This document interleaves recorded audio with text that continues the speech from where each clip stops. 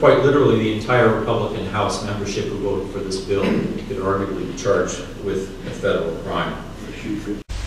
As you can imagine, technique is everything. nhliberty.org.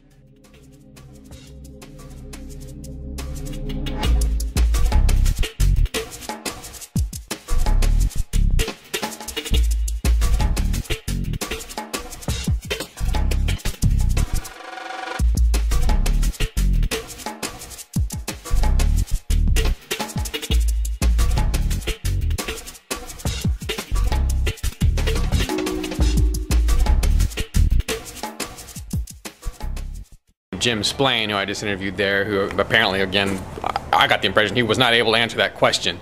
But he's done some good things. He has voted against, or tried to stop eminent domain, and he, you know, whatever your opinion on the gay marriage law, he did become a, I think he was a big part of getting that through. And please hold your questions and comments until we've made our remarks. Education, public safety, the environment, jobs, and the economy, if they do become law. These bills have already passed the first of 3 steps.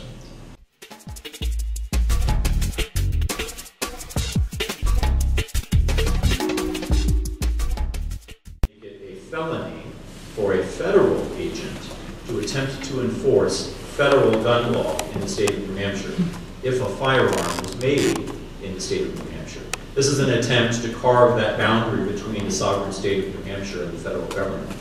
The biggest problem that posed for me is that it's a federal crime to conspire to prevent a federal agent from enforcing their duties. So quite literally the entire Republican House membership who voted for this bill could arguably be charged with a federal crime. We've been working very hard to pass legislation to reject federal funding, which Jim Powers just talked about a second ago. The argument is the federal government has no right, no constitutional right, to direct any sorts of projects or money to the state. The big problem there is a lot of that money supports a lot of workers in our state. We do a lot of things with that money. We repair roads, we repair bridges, we do a lot of environmental projects, and the list goes on. We reject that money for purposes of making an ideological statement. We take away all of those jobs, and then of course there's the trickle-down effect of all of the salaries that those people would have earned. Does that say 10 minutes? Because I don't think it's true. This legislative body has asserted for itself a position of sort of supremacy over the executive and the judiciary. They don't have a lot of respect for the 2 other branches of government. I grew up believing that the branches are co-equal, and that's what the Constitution says, and that's what New Hampshire's Constitution says.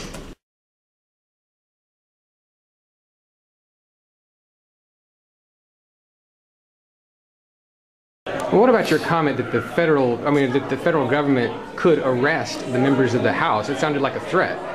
I'm not sure. Well, you were saying that the House was in violation of federal... Oh, I didn't see that they said they could arrest, but there is a federal statute that makes it a crime to conspire to prevent federal officers from executing a lawful order. What if a lawful order is harmful to a harmless person? Aren't so many federal laws just that way? You would have to argue in court that the order is harmful and get the law changed. Who runs the court?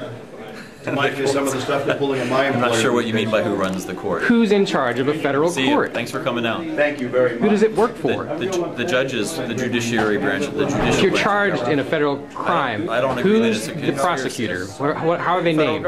United States. Yeah. So how can they possibly be objective about such a case? I'm not agreeing with your notion of this being a conspiracy. I didn't say the word conspiracy, or I'm sure that I see a conspiracy.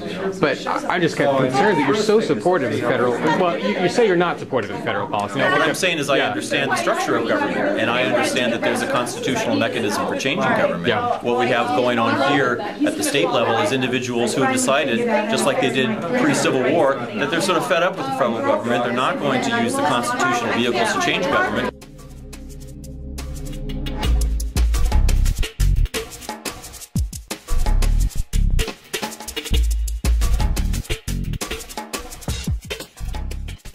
This edition of the Ridley Report is brought to you by the New Hampshire Liberty Alliance at nhliberty.org.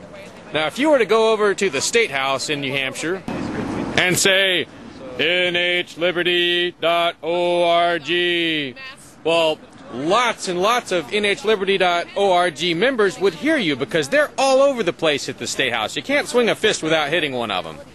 I hope you'll join them at nhliberty.org. Or maybe I should say, I hope you'll join us, because I am a member.